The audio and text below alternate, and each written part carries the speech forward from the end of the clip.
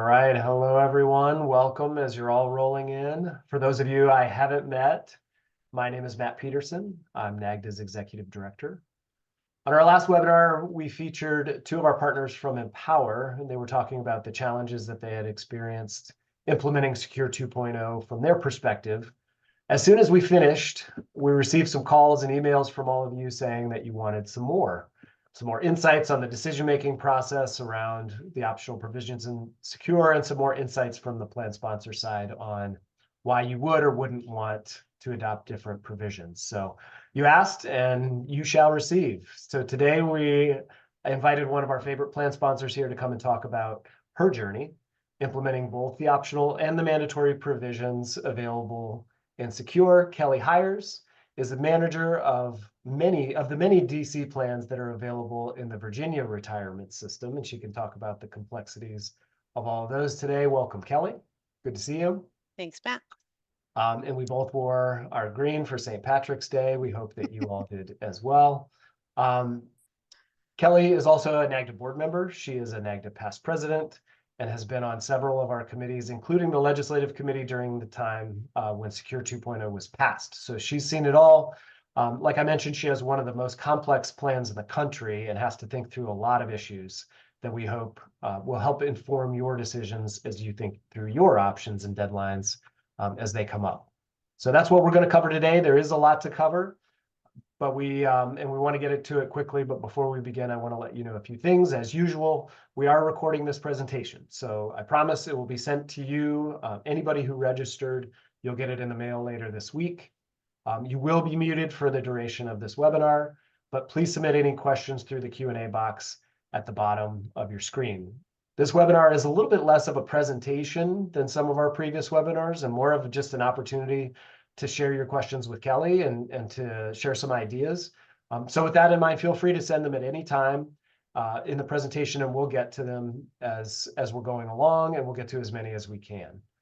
Your questions are only visible to me and Kelly, so just know that. We also have a chat feature available, which you can use if you want to chat with us. That's more for like if we're having problems with a presentation with our or something like that, and you want to let us know that we are hard to hear.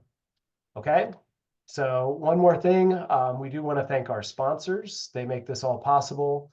I've mentioned many times before that we try to keep our costs low for our government members. These are our visionary and premier sponsors. It's their work that really helps us to do that. So we want to thank all of them. It does take a lot of effort to lobby and continue to look out for your interests as the public plans industry. And so we want to thank all of these companies. They've been really great partners, a lot of them for a very long time. So thank you to all of you if you're on today. But most of the folks who are on today, to be honest, are our plan sponsor community. If you're an industry member, welcome. We're glad to have you, but almost everybody who signed up today was from our sponsor community. So we're excited about that. We hope this is what you're looking for. And actually, we're going to start with some questions that we got from pre-conference from a couple of you that I thought were really interesting. Kelly, if you want to take some of these and just kind of see what you think, and they really deal with your relationship with your participants. So if you could talk a little bit about your plan, and then the questions that we got were, was there any input from participants that influenced whether you chose to adopt any of the optional provisions? So because you're a multi-employer, maybe it's a little different relationship, but let's start there. Sure. Thanks, Matt. We did have one question that actually came in that I will go ahead and address just because it's repeating something you mentioned earlier. That was whether or not the session will be recorded. As Matt mentioned, it will be recorded and shared afterwards with everybody that was registered for this session, Matt. Right? Yep. Good. All right. So I got one right. We got one down, yeah. So good afternoon, everyone. As Matt said, my name is Kelly Hiers. I am very glad to be here today. This is the first time I've done one of these, so I'm looking forward to it. Looking forward to hearing your questions. As Matt mentioned, I'm the Defined Contribution Plans Administrator for the Virginia Retirement System. We manage 8 separate defined contribution plans, some very, very small with 2 or 3 participants, and some very, very large with hundreds of thousands of participants in them. We serve public employers in the Commonwealth of Virginia, including state employers, of course, but we also work with local governments, K through 12, community service boards, public service authorities, regional jails, the whole gamut of public employers in the system are or can be, not all of them necessarily are, but many of them, if not most, are covered by the Virginia retirement system. Of our 8 plans, we have 6 401(a) plans that are compulsory, depending on the type of employee somebody is.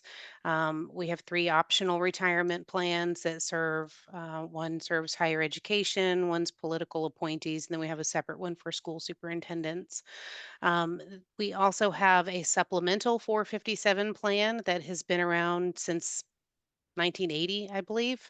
It's very large. It is made up primarily of state employees, but local government employers and K through 12 can also choose to adopt our plan, the supplemental 457 plan. And then the largest in terms of people is our hybrid retirement plan, which rolled out in 2014, and it includes, of course, a defined benefit component that I do not manage, but it includes a 401(a) plan and a 457 plan. That is where the employees' contributions go. Those 2 plans, the 457 and the 401(a) components of the hybrid plan, right now we have probably 300 and total participants active and separated, probably close to 320,000 people in that particular plan. It's pretty large. Mhm. In all, we serve probably around 900 or so employers across the Commonwealth, made up of those different types of employers that I mentioned. So we have some different considerations when we work through these types of plans. Of course, we are going back to the specific question that Matt addressed initially. We are, of course, concerned in things that what our participants want and don't want to see in a plan. But at the end of the day, we have 360 something thousand unique participants across 900 employers in our plan. So surveying our participants is a very difficult thing to do. Some people have plans in just one 401(a) plan that's all employer contributions, and others have a component that they contribute. So it varies so dramatically from one to another. We did not survey our participants related to any of the Secure 2.0 provisions. At the end of the day, for a plan like ours, I kind of feel like it comes down to what the plan sponsor's philosophy is related to the plan itself. We look at these plans as retirement plans. That is first and foremost what their purpose is. And so that underlying philosophy kind of guided many of the decisions we made related to Secure 2.0 and the optional provisions that were available in the plan. Now, we have had some provisions where participants have reached out to us directly about and asked us if we'll be picking up the student loan provision, or whether we would be adding the emergency provision, the emergency withdrawal provision, just various things like that. And when we do get requests for those, they do go into the pipeline for future consideration to plan enhancements. But if we're only hearing from 1 or 2 people, then it, we're not going to make a change to a plan based on that. But if we do start hearing those things on a regular basis or through our employers that participate in the plans, then we would certainly go back to the drawing board and revisit some of those decisions. So I'll kind of touch on some of those things as we walk through the various provisions. Is that what you Sure. were looking for, Matt? Yeah, and in your case, I suppose, like you mentioned, that sometimes I assume participants would come direct to you and they would just Mhm. get in touch with VRS and go, hey, why don't you do this? Other times it's the employer. So sometimes the employer will ask, is Yes. that more of a we'd like to offer this kind of benefit? Can you work it into the plan, or what's their angle? So the only provision that we've heard directly from employers on is really the student loan provision, Okay. which I can talk about now if you'd like, or if Yeah, we want sure. to come back to them. So the student loan provision, that is not, we don't consider that a VRS benefit to offer. Okay, in many aspects. And the reason why is because the primary benefit of that kind of a provision is really retention and recruitment of right, employees. We are not the employer. Additionally, it's a budgetary concern. And so we, as a large state level plan, are we really don't feel like it's the right thing for us to do to lobby for legislation that our employers may or may not want in the plan, especially legislation that's going to cost them money. yeah, So for that particular provision, we will be reliant on employers, and we've had a handful of them reach out and ask if we were going to be offering it.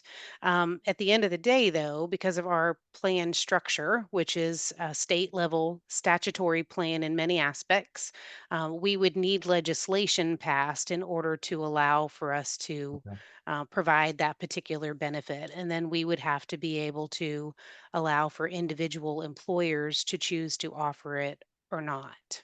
okay, We wouldn't be able to do that kind of a provision primarily for the budgetary concerns as a blanket provision in the plan. We'd right. have to have an option to allow one employer to pick it up and another employer to not pick it up, depending on what they are able to accommodate in their budgets, because it varies dramatically from one to another. And then for that provision in particular, I know there's been some complexities or some concerns about verification, verifying that somebody is um, actually contributing to a student loan and how that's happening, what the amounts are, all of that. Yeah. For you, in your case, I assume the employer is responsible for all of that information, Hmm. and Yep. then you just get the Correct. okay, Now we did have a lot of discussion related to that provision when we were working through the Secure 2.0 provisions, and what we would expect to happen is if the state legislature were to pass legislation that would allow for that matching provision in our plans, because right now the language in the Code of Virginia ties, of course, like most plans, ties the matching contributions directly to the contributions to the 457 plan. right, And as I mentioned, we have two 457 plans. So if that legislation were to come through, we would have to build out a process for employers to adopt the provision. And then we would probably have to have consistent documentation that all employers that offer it would be required to utilize and report into the plan on a regular basis with our record keeper. And our record keeper would, of course, need to know which employers have it and which employers don't have it and all those right. various things. But VRS, I think, as a state level plan, would have to create a variety of guidelines that employers would have to adhere to if they chose to adopt that provision in their 457 plans.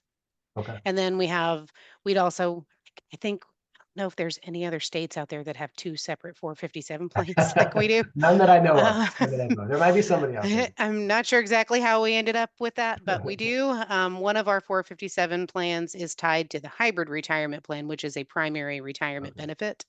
And then we also have the supplemental 457 plan, which also has a match, in Oh, some okay. cases, has a match attached to it.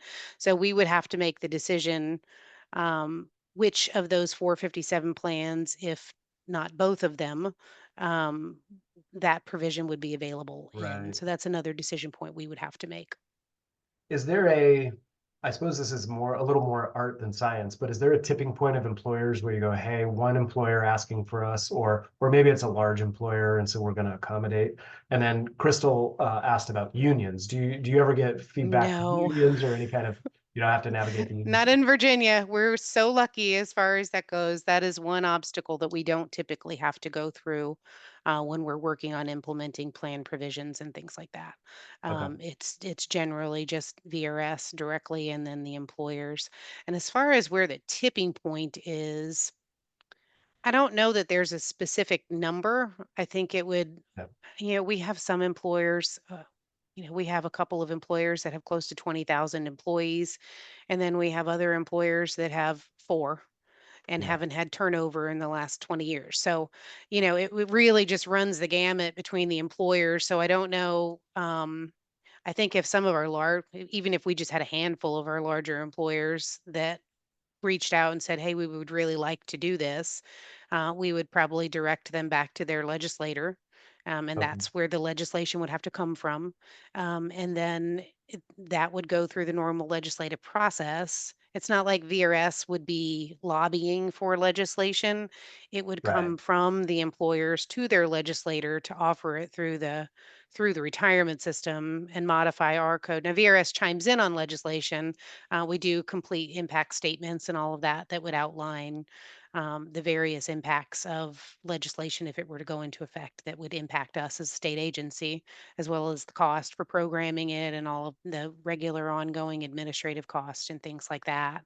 Yeah. And it would just kind of fall through that. And I guess it would just really depend on the legislator that would be introducing it, the support they have, and what they're able to garner within the General Assembly as far as rolling out that legislation. So I don't know that I would say there's really a magic number or anything like that because we wouldn't be introducing the legislation. Okay. So a little more of a political process for you than Yeah. maybe it would be for a lot of people. Okay. Yeah. An individual plan sponsor, that would probably be a much easier decision. But as you know, as other state level plans are familiar with, the legislative process is not a quick fix. Right. It typically takes quite some time to generate support for proposed legislation, and then the obviously the general process is not slow, and then there would be potentially a delayed implementation for something like that since it's fairly significant for our employer. So a lot of variables that come into play there. Okay. So you mentioned the student loans, and the plan for today with Kelly and I was really just to go down a bunch of the optional and mandatory provisions and kind of talk about the process and decision-making process. So if you have questions that are specific to those provisions as we're going through, just feel free to fire them out. If they're just more general questions, obviously send those at any time. I promise you we will get to Roth catch up. We will talk Roth catch up. We got a few questions in the registration about Roth catch-up. We will get to it. But let's start with the other catch-up. Let's start with the age 60 catch-up. So did you all decide to implement that one? And then if you did, what was the decision-making process for you as you thought about that? Why not? Okay, easy enough. That one was pretty easy for us. Yeah. We could not think of any reasons why we wouldn't offer that provision. We already do the 50 plus catch up. And then because we're a 457 plan, we also do we refer to it as the standard catch up.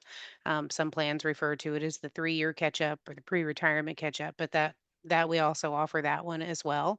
Now I will say of our two 457 plans, we only offer it in one, and that is the supplemental Okay. 457 plan. Our hybrid 457 plan, which is the one that's attached to the primary retirement benefit, that plan is actually capped at 4% of an employee. All an employee can put Okay. into that plan is 4%. That's the maximum contribution they can make. So in that plan, it wasn't even a question. We don't have any. There are no catch-up contributions available in that 457 plan, but we do have them in our supplemental 457 plan, very heavily utilized across the board. So Yeah. it was, the majority of the employers that are in that supplemental 457 plan are a centralized state employer.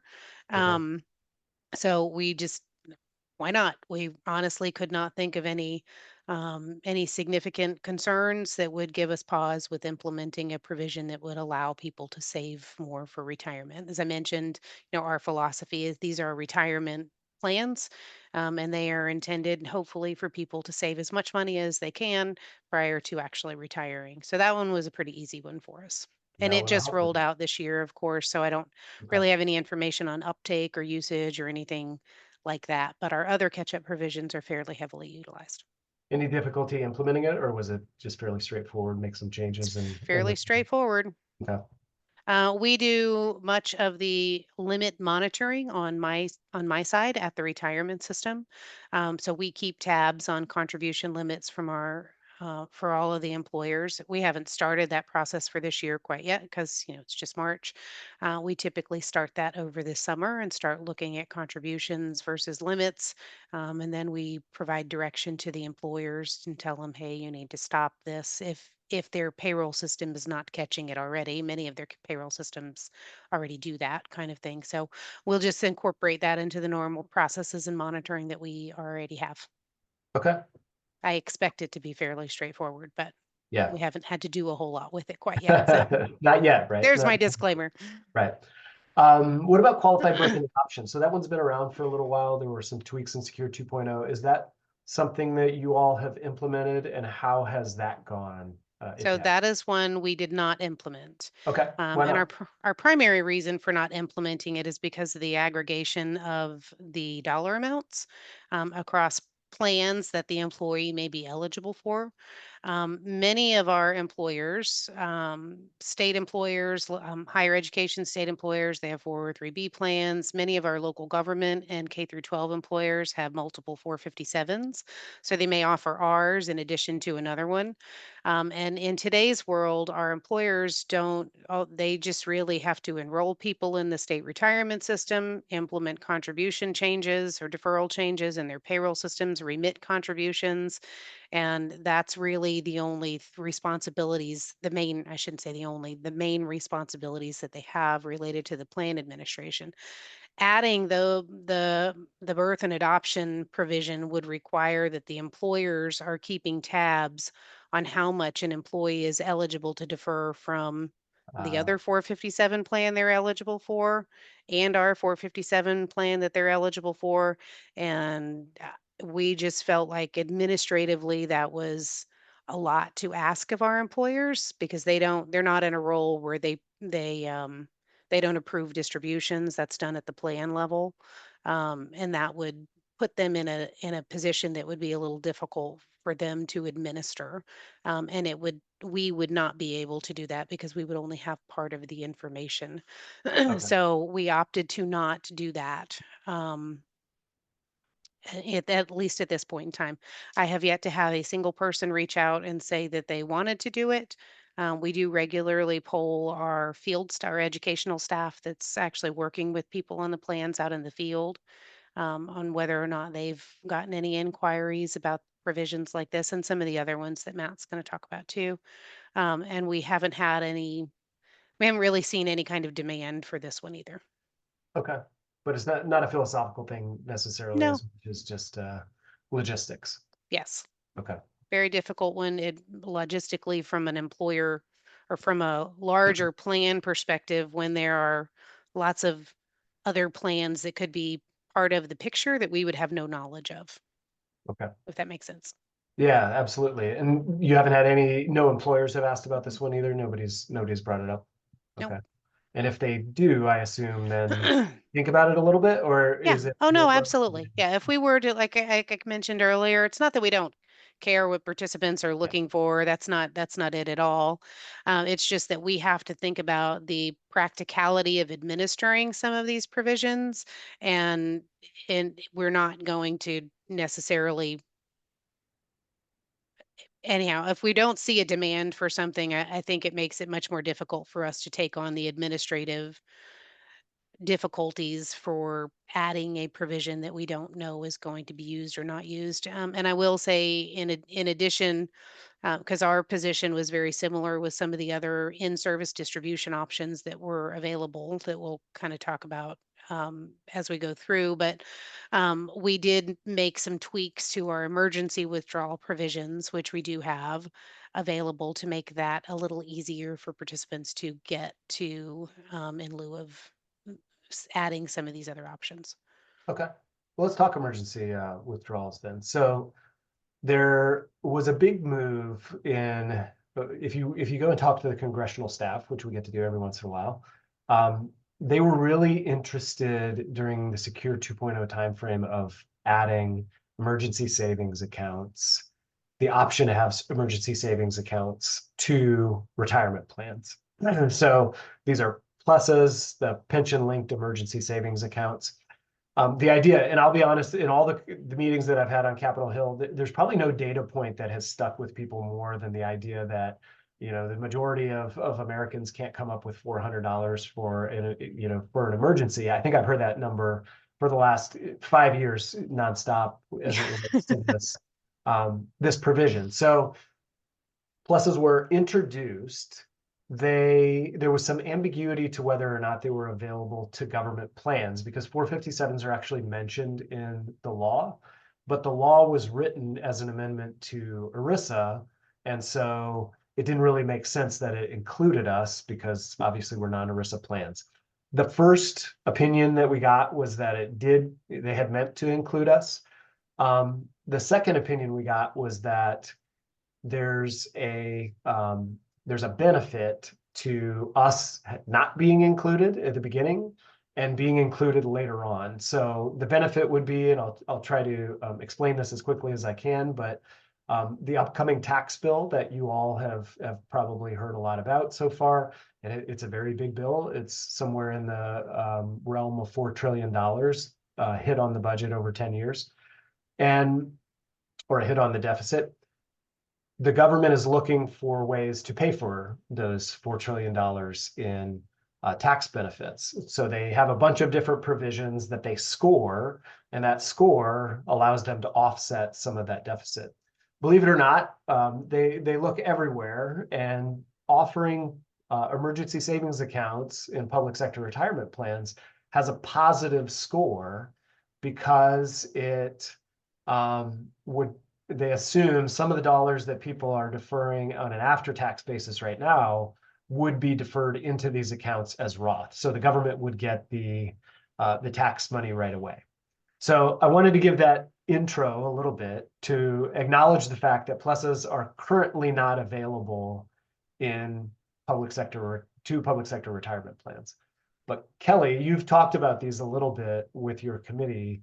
Are you all interested, if you can, say if through the tax bill this year it's allowed, is that something that you all would consider as an add-on to your plan? And if so, why? Or if not, why not?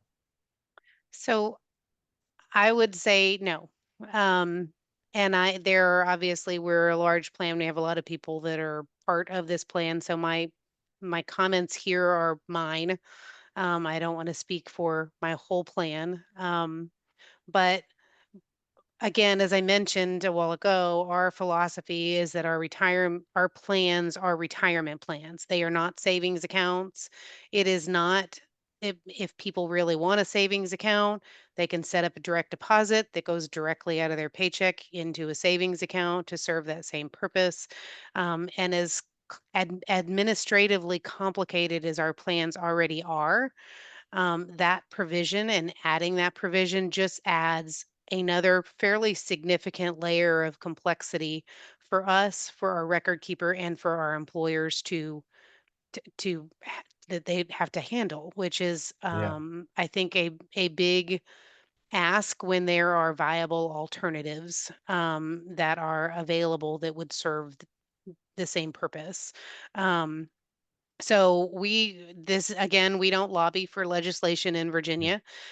If we were to get legislation that would come in, we would obviously implement it and we would work through it. This isn't something I've heard bubble up in any of the discussions that I've had. I've never had an employer ask for it or anything like that. I'm not aware of any of our employers offering it in their own plans that they may administer. So I don't see this one coming up for Virginia anytime soon. But again, if it does, and like I said, we're a statutory plan. So it's possible that we could have some General Assembly members that get together and think this is a great idea, and then they implement legislation, VRS, or they propose legislation. VRS would have the opportunity to chime in on the impact for it, fiscal impact as well as administrative impact, and then we would go from there. But from a philosophical perspective, I don't think it's something that we would be looking to do. Put it that way. Okay. And we did a survey a few months ago to see who was thinking about implementing different provisions. And there really weren't a lot of plans that were considering emergency savings. So we'll include a link to that to the results when we send the recording out. But it looked like there is some hesitancy in adopting PLESAs. And I think mostly, like you said, for complexity. It's It a just seems like kind of complicated a hard thing to do. provision. And if you ask the provider side as well, there are a lot of questions still on what this would look like, how they Yeah. would develop an emergency savings account that fits into a retirement plan, and what the contributions would look like, what happens if you spend it down, all those kind of things. A lot to consider. So Yeah. one of the kind of backup options, there were a couple of backup options that Secure 2.0, they didn't call them backup options, but they get to somewhat the same place. Get to One the was same result. Right. One was a withdrawal for of $1,000 for emergency expenses, and this one did seem to be more popular. Is that something that you all implemented, or did you not do that one either? I will admit, Matt, I was a big fan of that provision, and Okay. I was a big proponent of adding that to our plans. Ultimately, however, we did not. And the Okay. reason we did not is for the same reason we talked about with the birth and adoption. It would put our employers in the position of knowing whether the 3-year repayment schedule, for example, employers would now be in the middle of determining whether somebody was eligible for that from our Okay. 457, because if they took one out and they hadn't paid it back in their other 457 plan, then they wouldn't be eligible to do it for ours. So again, if we were a standalone plan and we were just a single employer plan, that was a provision that personally, again, speaking for myself, um, that is a provision that I thought would be easy to implement. It would provide access to funds in an emergency, but simpler to manage and keep up with. But in reality, for a plan like ours, only without all of the knowledge of what an employee is actually available for, it would Okay. have just been a very, very difficult provision for us to implement and manage, especially managing the compliance piece of it. Um, so we did not pick that up. And I do see a question out here related to self-certification on emergency Yeah. withdrawals. So that leads me kind of to, you want me to? Please. So another option then would to- be just to offer self-certification, and people Yes, can make an emergency withdrawal. Or look, correct. in a kind of a question that Malia asked here also, and one that I would ask is does your plan have loans? Because you would also have to do some of that coordinating across Yes. plans to make sure that people were paying them back. Yes, correct. So we did offer, and this was kind of our alternative to some of these in-service distribution options, was to allow for self-certification um, in the 457 plan. So again, we have two plans. Our supplemental 457 plan has offered emergency withdrawal provisions as long as I can remember. It was likely I don't long before I came part of the plan. So as far as I know, they've always offered emergency withdrawals. The typical provisions: eviction, foreclosure, medical expenses, loss of income, various things like that, that I Mhm. think probably most plans have similar provisions for that. Our hybrid 457 plan, however, did not have an emergency withdrawal provision, and we do not offer loans in Okay. any of our plans. That was a decision that the retirement system made years ago, that they, again, retirement accounts, not necessarily intended to be savings accounts. And from an administrative perspective, I'm actually quite glad that they made that decision Sure. years ago, because that's just one less thing we have to worry about. And we very rarely actually get inquiries about loans from the plan. Yeah, I was going to ask Um, about that. So yeah, no it pushback doesn't. on that No, being. Okay. there's been a handful of times that I can remember it. I've been working with these plans in some capacity. I've been at the retirement system since 2012, but I worked for the record keeper managing the educational staff for the plans going back to 2008. Okay. So I can probably count on one hand the number of times that it's come up. Normally, when it does come up, it's like, can I take a loan from my plan? No, you can't.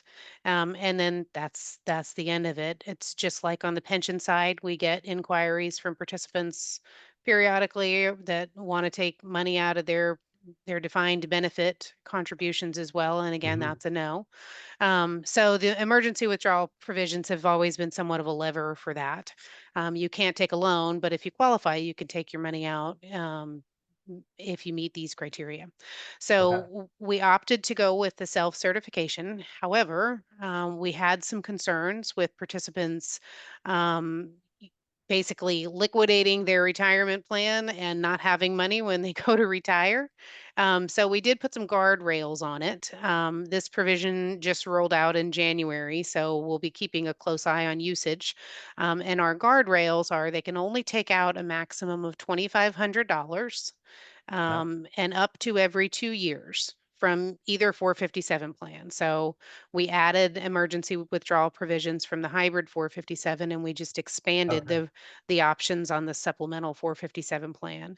Now, if That's an somebody interesting amount. Was that to mirror the pension linked emergency savings account, or was 2,500 just a coincidence? somewhat. Okay. I mean, we looked to what those provisions, the other in-service distribution options that rolled out, kind of what the limits were for those, and we ended up going with 2,500. We did look at account balances and just our hybrid plan, as I mentioned, is capped at 4% Mhm. employee contribution, so balances are not high in that plan. Okay. They're never going to be super high because while people can roll money into them, they can't contribute more than 4% of their compensation. And so we wanted to allow some access, but we did not want to allow a blank check. And so that's where we landed on the 2,500 and no more frequently than every 2 years. Having said that, we absolutely still allow for regular certified emergency withdrawal is where they go Yeah. through the normal process. So if they need $10,000 and they need it 6 months after they took, the $2,500, they can go through the normal process to request more. We just Okay. didn't want the self certification to be basically a blank check where somebody just checks a box. We did look at our emergency withdrawal provisions in January, and we did notice that probably around 65% of them were self-certification. So we will be keeping, I don't know if that's good or bad, to be honest with you, because we're just now rolling it out. Yeah. But that's a provision that we do have some concerns with, and we will keep an eye on it, but we wanted to be able to make it a little bit easier for people to have access to some of their funds while they were still working if we could, but to do it with, again, some guardrails in place. Okay. Yeah, that's understandable. Were there any strong voices on the committee or on the staff that said, no, we shouldn't be doing this, or it's their money, they should have it, or was everybody Yeah, on the yeah, same they're page? a little on both sides, actually. We have a very opinionated group, as most groups probably are. I don't know that we had so much from our committee as we did from internal staff that, we've been managing these plans long before I came to the retirement system, the supplemental 457 plan anyway. And we didn't, there's always been, you know, I don't want to say parental, but to some extent, some parental feelings about this that I would think most plan sponsors probably have to some extent. Mhm. Our goal is to help give people an opportunity to save money for retirement that they will still have when they retire. So, I think you have to kind of keep that in the back of your mind that, they're retirement plans. So, Yeah, that's makes sense. how we should treat them. But there certainly were some voices that said, but it's their money, and others that were like, well, they shouldn't have access to it at all. So yeah, we just kind of found a happy medium there that That's seems to really good. work. And like I said, we'll just keep a close eye on it. I know I've heard from some other plans that rolled it out, rolled it right back in, Oh, really? because it was, people were take like skyrocketing emergency withdrawal rates and things like that. So we'll just keep an eye on it, but it's been well received. Employers seem to appreciate it. Like I said, the hybrid retirement plan did not have any kind of a withdrawal option. So it was new for those folks. Um, and I'm happy to be able to provide some kind of flexibility that gives them um, I mean, obviously, they can't just take money out to go put a pool in their backyard or Yeah, something like that. That doesn't really $2,500 only gets you so qualify, but far, right? they Yeah, can check the box that say they certify, and then they can right. turn around and use the money for that. So, but we want to be optimistic, and we'll assume that people are operating under the appropriate um, rules related to the plan to begin with. Okay, I think that's fair. I think Yeah. it's fair. What about, so there were a couple of other provisions that were around more life circumstances. So domestic abuse was one that they created a provision for. A couple of senators were really adamant about that being in the legislation. Is that something that you all are doing? I could see some complexities with your setup in verifying and getting the information you need, but Yeah. is that something that you all talked about? We did talk about it, and for the same reasons we mentioned earlier, we opted to not offer that particular provision at this time. But if we do, that's another one that would likely require some legislative intervention in order to offer it. But theoretically, I'm not really like opposed to offering it or anything like that. It just wasn't. We made the assumption, hey, we're going to roll this out with the emergency withdrawal provisions with the self certification. We'll see how that goes first, and then if we feel like there's demand, we're hearing from people on it. This is another one I haven't heard anything Okay. from anybody, from employers or participants in the plans about. So we'll just keep an eye on it, and if we have to revisit at some point in time, we certainly will are willing to do that. Okay. What about the emergency, or sorry, the early distributions for terminal illness? So that's one that had a little bit of a different flavor to it than some of the other provisions. Was there any discussion at VRS about adding that? And if so, what does that look like? Nope, No? we did Okay. discuss that one as well. We discussed it with our benefits counsel, and we didn't feel like there was really anything that we needed to do with that particular provision in term on our end, since it was something that the participant would be able to do on their own after the fact. So we opted to not make any changes related to that one. Okay. What about, so this one was one that I thought was pretty smart to have into Secure 2.0. That's the federally declared disasters Mhm. provision. So this was something where previously, every time there was a federally declared disaster, Congress had to pass a law saying, yes, you can access your retirement savings as part of this federally declared disaster. So if there were a wildfire in Colorado or fires in California or a hurricane in Florida, every single time Congress had to go through this process. And it was fairly obvious that they were just cutting and pasting from the last law and that it was kind of a waste of time. So they did finally just put it into Secure 2.0 and say, you can adopt this. Is that something you all adopted? You did not. Okay. No, and the reason why is because property damage is already considered part of the emergency withdrawal process. Oh, okay. So it was already a provision that was available. Routine maintenance is not considered an emergency withdrawal, but if a tree falls on your house and you have to repair your roof because of that, you would have access to those funds just Okay. using a normal emergency withdrawal provision. So again, we in an effort to not add additional complexity to the plan and to our employers, we opted to just leave it as we already had it, which allowed for that kind of a withdrawal to begin with, just with providing some documentation. Okay. And that is one that was pretty popular with Yeah. our folks in the survey, which made sense to me. But if you Yeah. already have a way to do that, then Yeah. why add And it? be honest with you, the self-certification and the open-endedness of some of these provisions gave us a little bit of pause as well. Okay. So we felt like the emergency withdrawal provision as is, adding the self-certification and then allowing for additional withdrawals over and above that based on documentation, really kind of helped us figure out or helped us make sure that that need was still met should it come up. Okay. That makes sense. So let's Yeah. talk about a provision that is not optional, but we'll need some work to implement, and that's the Savers match. Is that something, so it's coming up in a couple of years and it would be hmm verified on income. Is that something that you all have put some effort into to try to figure out? Is there much to do or what's the status on that one? There is no status on that one right now. Okay, there you We're go. just coming off of a record keeper transition, Okay. as well as the implementation of secure, or 603 and all of that kind of stuff too. So we took a step back from that one at the time. I will say though, we have had some early discussions related to it. We just and I don't think there's any particular reason we would be opposed to it.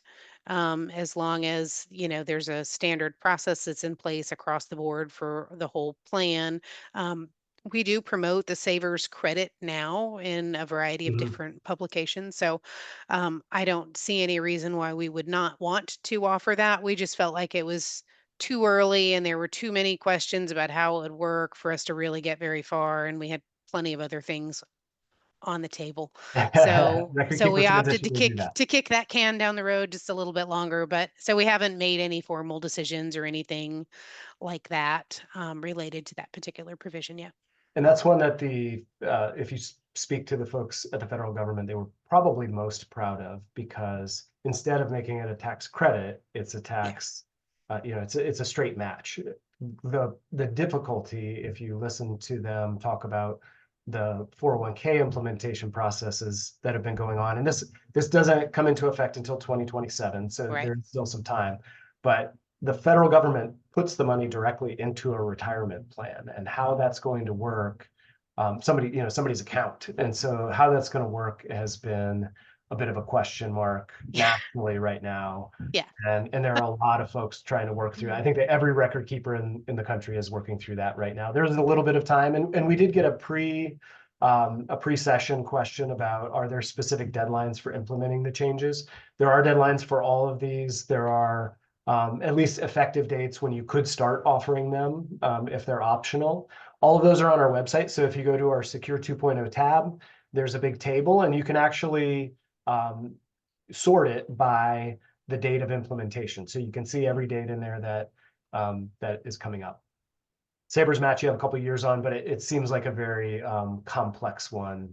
Again, just due to the nature of taking money from the federal government and putting it directly into a retirement plan. Okay, so we're going to get to the big kahuna now. I think we have covered most of the optional provisions that are of interest to most of our members. Um, Kelly, your relationship with the Roth catch-up is pretty complicated. Again, your plans are a little more diverse than most of our members. Um, we have a bunch of questions about Roth catch-up. Let's just start by talking about what your process has been, how you've gotten your plan ready to implement as that deadline approaches at the end of this year. Okay. So we started, as soon as we were made aware of this particular provision, we kind of put our heads to the drawing board, tried to figure out, worked with our external benefits counsel to figure out what the actual impact was to our plans, where we would need to be thinking about it. Did it require legislative changes or just plan document changes or all those little various questions that came up initially. And I will say our plan structure is that, as I mentioned, we have, hundreds of local governments in K through 12 around the Commonwealth. And then we have, I don't know, probably around 300 state employers that participate in the plan.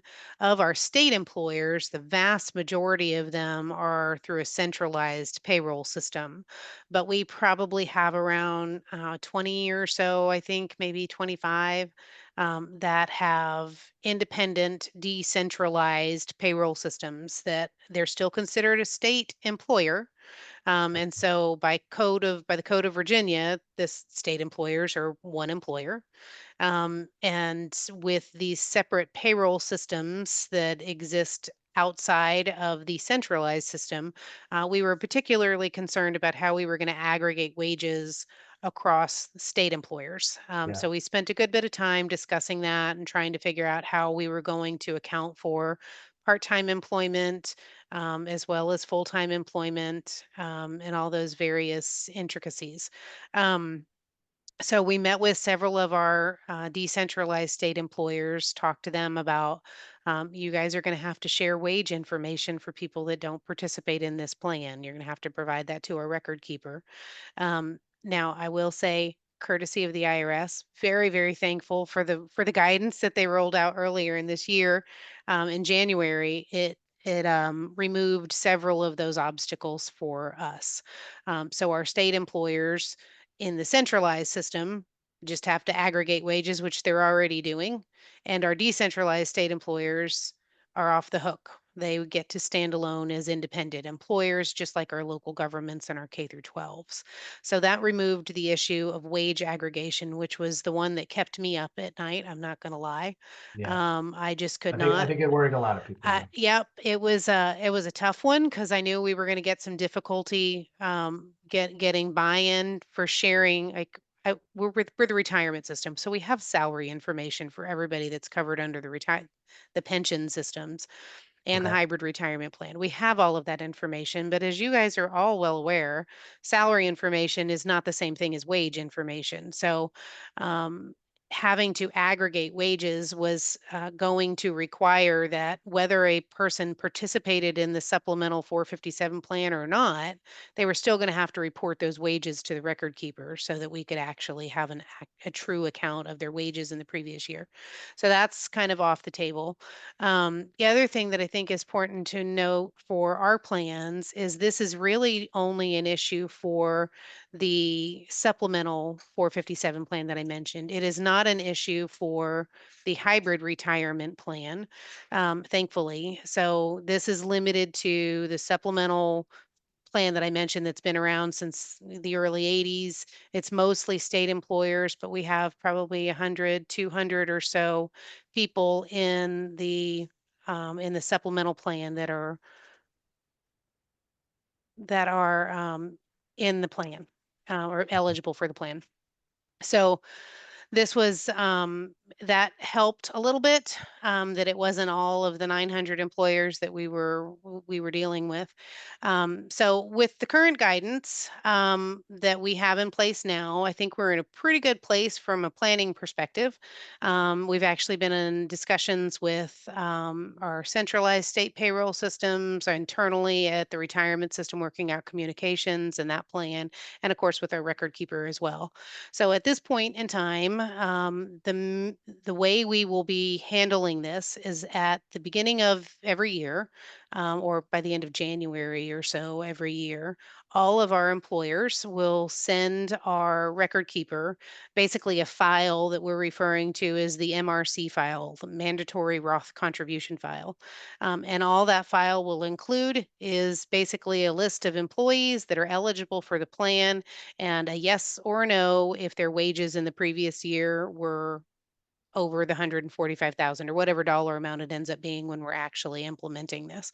And so that's all that they will have to report. They won't have to report actual wages. They just need to report yes or no.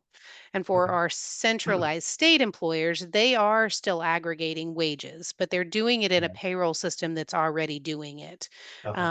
So they have those aggregated wages already. They just need to pull it into a system that they can pull from for this purpose. And that's something they're going to have to build out.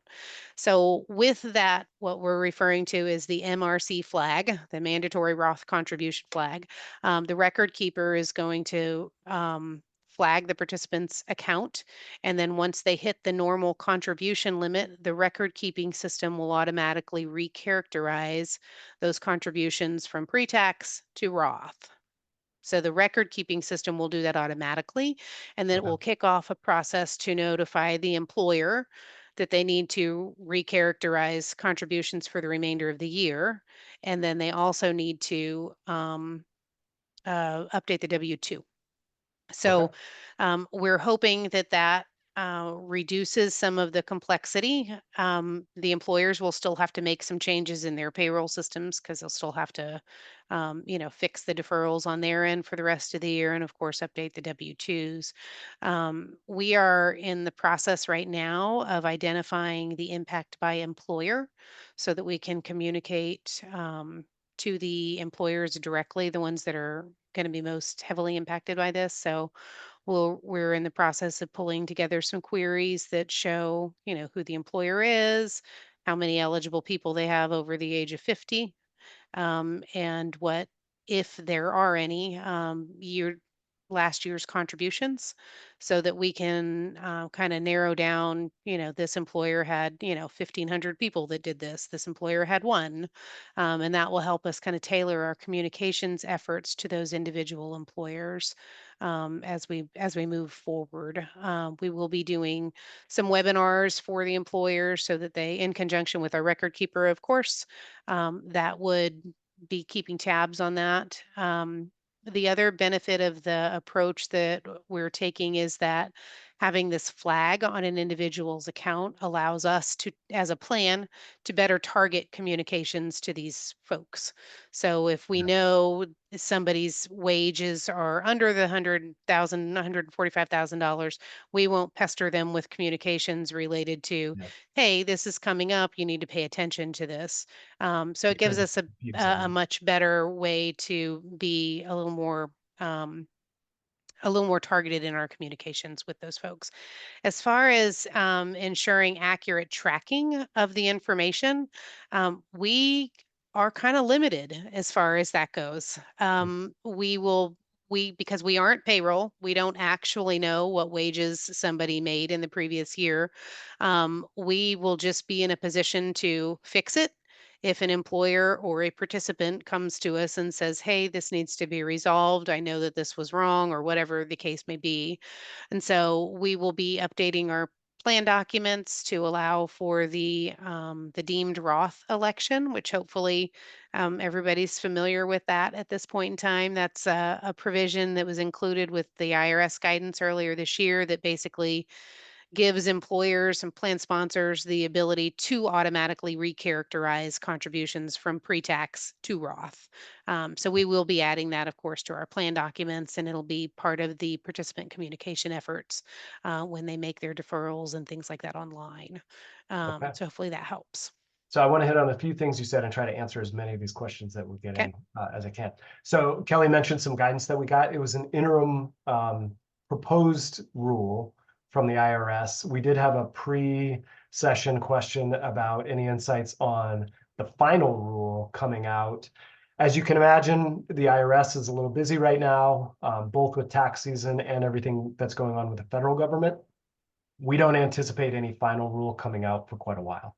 It may be close to the end of the year, very close to the end of the year, if we're lucky. So we have the proposed regulation. I think for now, we should all take that as what the final regulation is going to look Yeah. like. Usually it doesn't change much. It did mention things like FICA wages, which would not be part of this. So if you have folks who aren't participating in Social Security, they would not be subject to this provision. A few things that Kelly mentioned about employer salary and aggregating employer salary that you don't have to do if you have multiple employers. We did get a question about whether or not this applies to the special catch-up provisions. It does not. So for your 457 and 403B special catch-up provision, the Roth catch-up does not apply to those. We also got a question, could I just make everybody's catch-up contributions Roth? You can. You, That is an option. It's a little, some plans are hesitant to do that, but if you really can't figure out salary and can't verify anything, you could make all catch-up contributions Roth and then just play it safe, I guess. One other one that we got was about if somebody went over the contribution limits and they make over 145,000, can we automatically convert those into Roth dollars? And you can. So those I think should address just about everybody's question so far. We did get a question about whether we were going to offer any resources about for like helping track employer salaries, whether somebody was over the 145 limit. We really don't have a way to do that.